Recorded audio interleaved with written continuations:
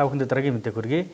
Нийтийн тээврийн хөрөлцөө үйлчилгээ чанарын тухай асуудал аймгийн автоөрийн төв болон аймгийн засаг даргын тамган газарт гомдол өсөлт ихээр ирдэг. Ийм дөнгөрсөн амралтын өдөр автоөрийн төвөөс нийтийн тээврт үйлчилгээ үзүүлж буй жолоогч кондуктор нарт сургалт зохион байгууллаа.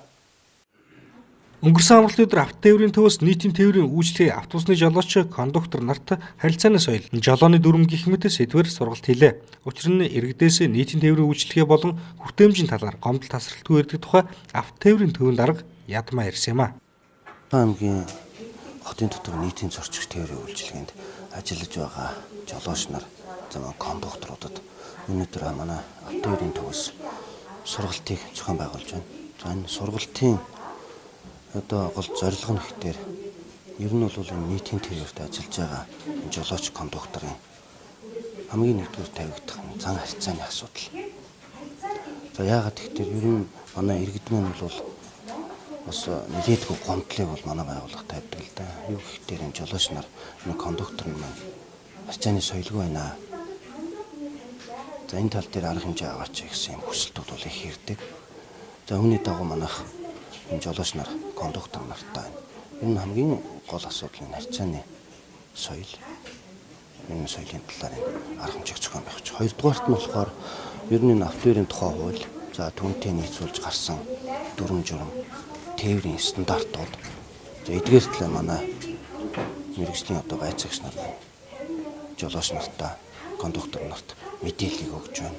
Сургалтын үйл ажиллагааг явуулж байна. За мөн хөдөлгөөний аюулгүй байдал, замын хөдөлгөөний дүрмд орсон өөрчлөлтүүдийн талаар мөн мэргэжлийн дүрмийн багш энэ жолооч нарт холбогдох юм сургалтыг зохион байгуулж байгаа. За 2018 онд манай аймаг авто замын тээврт баримтлах дэд хөтөлбөр аймгийн иргэдийн төлөөлөгчдийн хурлын тэмдэглэгчдийн хуралдаанаар хурлаар батлуулсан байгаа. За энэ ондоо хийх ажлууд гэх юм бол ер нь бол манай автотээврийн үндэсний төвөөс 2019 оны ухаалаг тээврийн үйлчилгээг нэвтрүүлэх жил болгон зарласан. За мөн үүний дагуу манай аймагт эхний ээлжинд таксиг тоолоржуулах үйл ажиллагаа яваад явж байна. За дараагийн дугаарт нь болохоор энэ ухаалаг тээврийн үйлчилгээний систем нэвтрүүлэхийн хувьд энэ автобусны смарт карт. За энэ үйлчилгээг бид энэ ондоо оруулахаар одоо бол судалгааны ажил, бэлтгэл ажил бол явагдаж байна. Ажил өрөө гүйцэтгэж явахад бол янз янзын асуудал үүсдэг. Тийм хүнтэй харьцах. Тэгэл янз янзын аашрын энэ зүйн хүн амьтантай харьцдаг шүү дээ. Ерөөсөө бид нар чинь өөөсөө бидний ажлын онцлог яг тийм учраас. Тийм. Яг зүгээр яг саяны энэ юу асан сургалтаас бол ойлгосон юм бол яг баг бидний өдөр тутмын амьдралыг тохиолддог юмыг л ярьж байна л да тий. Тэрнээс бол нэг яг бидний өөрсдийн яг ажил бол ер нь амар стресстэй ажил. Тэгээ ер нь жолооч ч кондуктор ч ер нь ялгаа байхгүй тий. Тэгээ яг нэг яг тэрийг бол яг бид нар өөрсдийнхээ яг нөгөө тэр яг юундээ бол тохируулаад харьцдаг л та бид нар бол.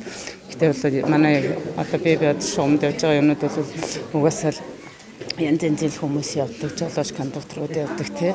Гэтэ янз янзын тийм аашраштай кондуктор өчнөө л явж байгаа. Тэгэд бол яг тэгэл яг тухайн яг тэр байдлын юунд нь бол тохируулаад тааруулаад тэгэл харьцал явдаг шүү дээ. Орон нутагтаа явдаг. Дархан эрдэнэтэй 2 хонд. Тий. Одоо нэг тулгамдах асуудал байдаг юм аа. Ерөнхийдөө гайгүй. Усудаа заавсуу суудалтаа хийгээд бүсээ зүгээрээ тэгээд соёлтой харьцдаг ерөнхийдөө бол нэг тийм гардаг гайхалтай.